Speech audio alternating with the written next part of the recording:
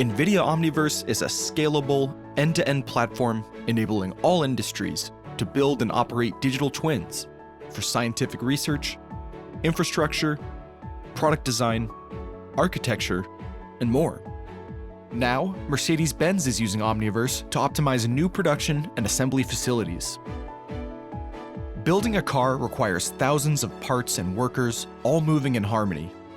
Using digital twins created in Omniverse, an assembly line for a new model can be reconfigured in simulation without interrupting current production. Production planners can synchronize plants around the world, enabling over-the-air software updates to manufacturing equipment, streamlining operations while improving quality and efficiency. Mercedes-Benz is preparing to manufacture its new EV platform at its plant in Rastatt, Germany. Operations experts are simulating new production processes in Omniverse, which can be used alongside existing vehicle production.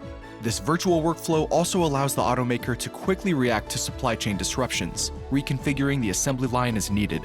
Using NVIDIA AI and Omniverse, Mercedes-Benz is building intelligent, sustainable factories that improve efficiency, reduce waste, and continually enhance vehicle quality.